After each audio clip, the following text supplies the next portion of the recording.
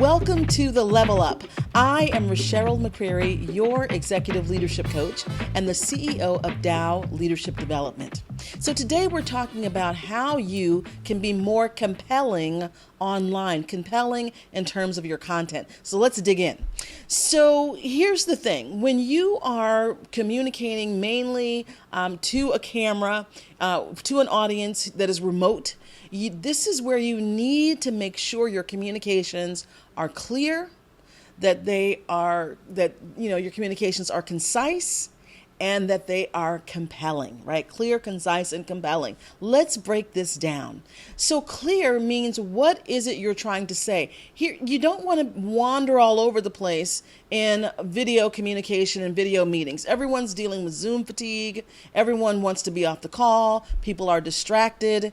And what really resonates and cuts through all of that sort of distraction is someone who shows up and is really crisp, really clear, right in the moment, and knows exactly what they're saying and is making really crisp points. So you want to know, you want to be clear, meaning, what are you talking about, right? Think about that before you get into the meeting. What is your objective for the meeting? What is it that you're really trying to say in this message? What's the message you're really trying to get across? Distill it down to its most essential parts, so that you're very clear about what you're saying, what you're trying to accomplish, what your objective is. That is the first rule of being compelling. You got to be clear. And then the second thing I want you to think about is, can you say it in as few words as possible?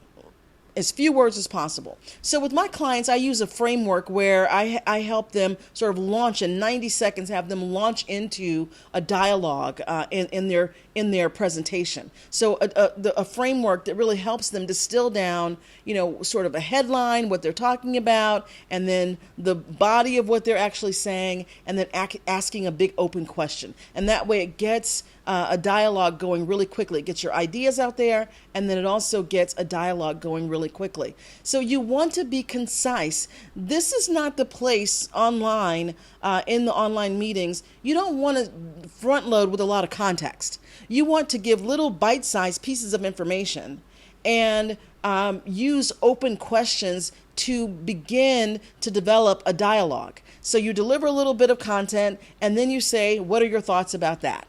Or what is really working for you about what I just said, or what's not working for you, or what do you want more of or less of, right? These are all open questions, can't be answered with a yes or no. But what it does is it draws people into dialogue about the information you're presenting. So as much as you can, try to chunk it down, give little bites of information, and then ask a big open question to get some dialogue going, and then give a little bit more information. So that's one of the ways that you can learn to be more concise. Typically what happens is we have a presentation and we jump in and we give all this context and we do all this talking, and we're talking, and we have our slide deck and we're talking, all the stuff is on the slides, and people just check out, especially on Zoom, and especially if you're the 6th Zoom meeting of the day.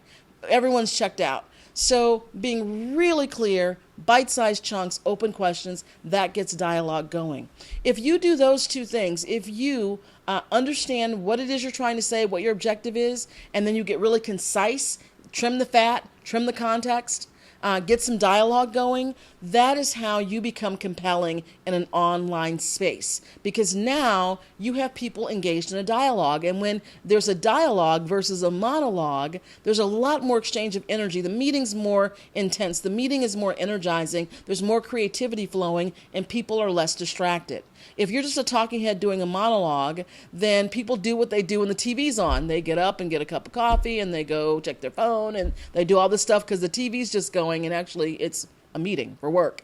So drawing people in is the way that you can be compelling in an online presentation. So let me know what you think about those tips. Those are just a few of the tips I share with my clients. Let me know in the comments what you think. Try some of this stuff. Let me know how it works.